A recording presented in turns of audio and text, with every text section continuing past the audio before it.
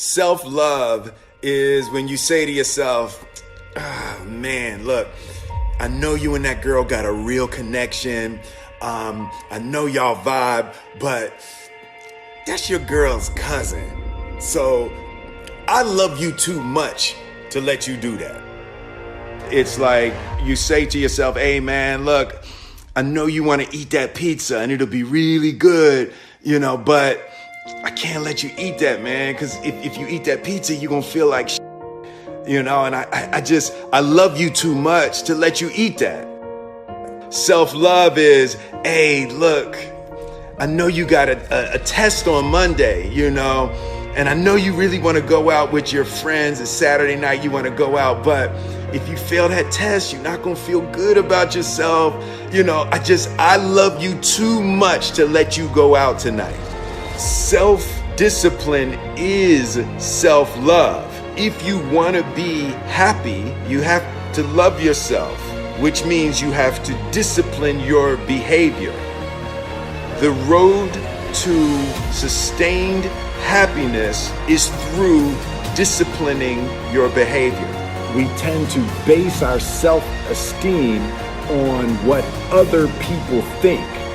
And that's not really self-esteem. Self-esteem is supposed to be how we feel about ourselves. And I was just saying how dangerous it is to allow other people to determine how you're going to feel about you. And it's kind of like looking into a broken mirror. You're going to look in a broken mirror and then change your face to try to look good in this defiled, busted, broken mirror. And it just, other people's opinions is a really way to determine how we feel about ourselves. 99% of people are not willing to do what it takes to make their dreams come true.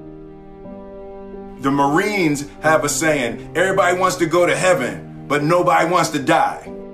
The center of bringing any dream into fruition is self-discipline. Something as simple as food and eating. It's not about your body as much as it is about your mind. It's getting command of your mind to be able to choose actions that are in your own best interest. Every day we are choosing that's not in our own best interest.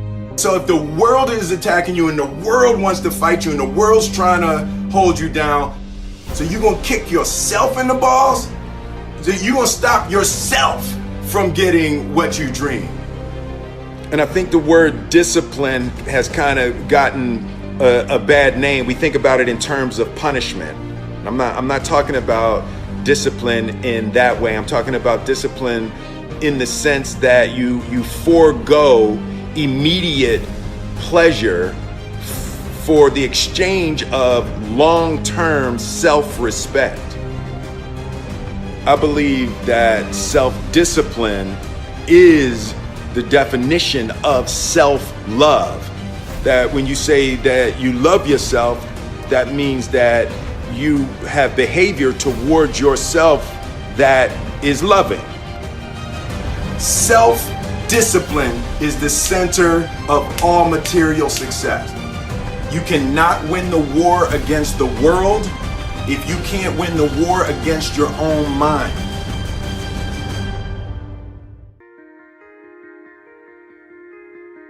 I want my life, I want my work, my family, I want it to mean something. And it's like, if you are not making someone else's life better, then you're wasting your time. The separation of talent and skill is one of the greatest misunderstood concepts for people who are trying to excel, who have dreams, that want to do things. Talent you have naturally. Skill is only developed by hours and hours and hours of beating on your craft. You don't try to build a wall. You don't set out to build a wall. You don't say, I'm going to build the biggest, baddest, greatest wall that's ever been built. You don't start there. You say, I'm going to lay this brick as perfectly as a brick can be laid. There will not be one brick on the face of the earth that's going to be laid better than this brick that I'm going to lay in this next 10 minutes. And you do that every single day. And soon you have a wall. And soon you have a wall. And I think psychologically, the advantage that gives me over a lot of people that I have been in competition with in different situations is it's difficult to take the first step when you look how big the task is.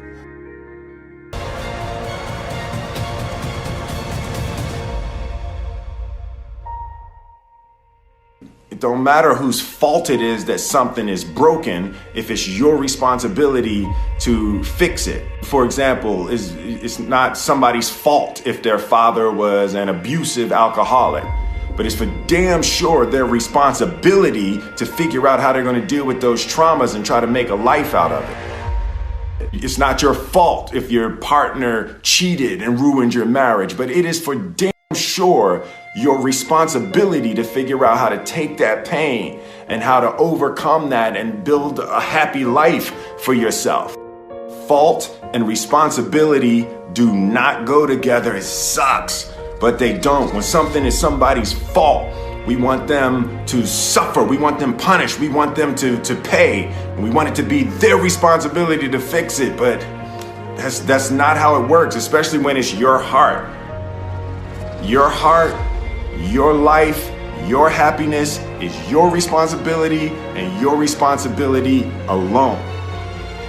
As long as we're pointing the finger and stuck in whose fault something is, we're jammed and trapped into victim mode. When you're in victim mode, you are stuck in suffering. The road to power is in taking responsibility.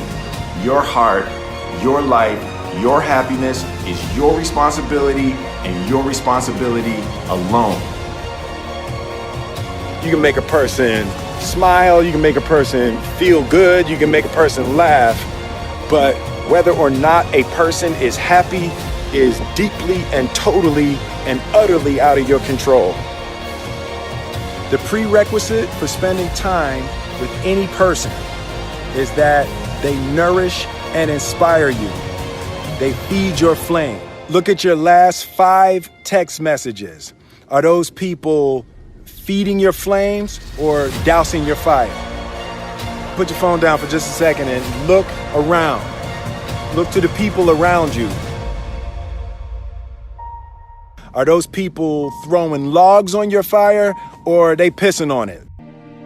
The definition of who I am is very clear to me, and it also redefines who I want to be, in that I know for a fact that I'm stronger than I thought I was.